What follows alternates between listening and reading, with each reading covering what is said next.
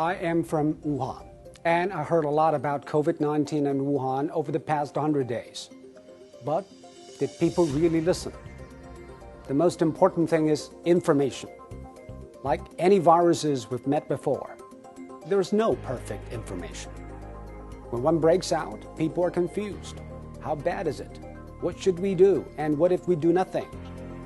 That is what happened in Wuhan in early January. But the signs became clear very soon. It was a new virus. It spread to humans, and it could spread fast.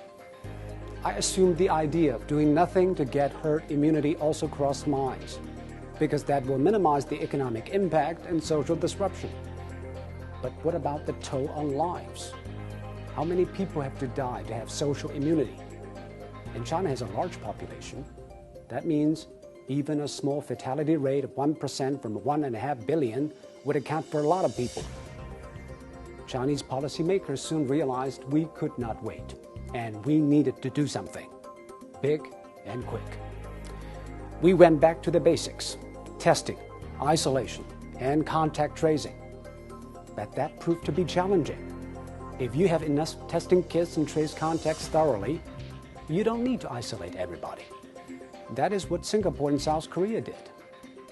But in the beginning of the outbreak, Wuhan did not have enough testing kits and could not trace everybody. So the Chinese did the extreme. Wuhan was locked down. People stayed at home. The lives of millions were disrupted, and the economy came to a halt. A month later, the epidemic was under control. But unfortunately, the rest of the world did not pay attention. One major reason is human nature.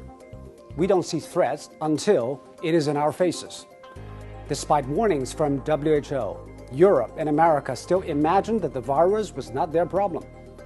In this age of political polarization, it is very easy to fall for simple sound bites that sound familiar. But the real world is not simple. Neither is it familiar. It is also a policy problem. Politicians and even some scientists were still arguing about the nature of the threat. Is it a super flu or a cataclysmic pandemic, or is it something in between? I guess they were blind to blow-by-blow accounts of Wuhan doctors fighting fatigue and desperation.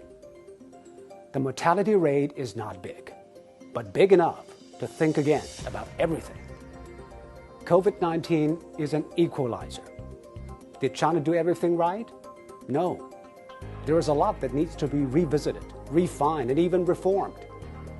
But if you're blinded by stereotypes like how we can trust information from a communist country, you are not only doing injustice to the painful efforts of the Chinese, you are denying yourself a chance to gain insights into a common enemy that respects no national borders and political inclinations. Let us not be provincial here. Some of the ideas and practices might not apply elsewhere, but it won't hurt to listen. Isolation means isolation. It needs compliance from the people. China underwent a period in which the government moved infected patients and even their close contacts from their homes and put them in strict quarantine. That is extreme. But that also dramatically cut down infections. People think of the Chinese as disciplined, but what I saw in Wuhan was beyond normal discipline. Nobody stayed indoors because their apartments were blocked by metal bars. They stayed at home because they commit to each other. In general, the lockdown in China was much more severe. Of course, the debate about individual rights and public health will go on. But when the house is about to burn down, we don't argue about our bath time. But there are things unique to the Chinese system, of course. For example, the relationship between the central and the local governments. The central government in China plays the role of a champion, guide, coordinator, supervisor, and guarantor of last resort. So when I saw Governor Cuomo of New York begging the federal government to step in to get ventilators, I thought, wow, what a difference different systems can make. So you have 50 states competing to buy the same item. We all wind up bidding up each other. In February alone, the central government in China sent 16,000 ventilators to Hubei. Yes, one part of the country is locked down, but it is not cut off. On the contrary, it is lifted up by the rest. The American system is different. The federal government in D.C. is not the central government in Beijing. But to deal with the epidemic, strong central leadership has undoubtedly helped. I'm not saying the Americans should copy and paste. They would not and could not. But at least they should understand the forces at work and help their system improve. Of course, different societies have different values. The Chinese prize collective benefits, and the Americans value individuality. But we need not go one way or another. We need to keep a new balance when the wind blows hard and from an unknown place.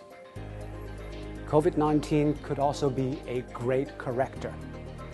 Drop all the lenses that might blind us, because even with the best knowledge and will, it might not be enough, let alone being distracted by all the bias and bigotry.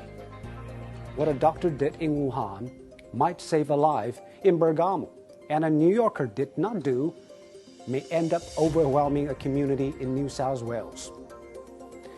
Let us stare at the problem with clear eyes and clear conscience, and let us do it together.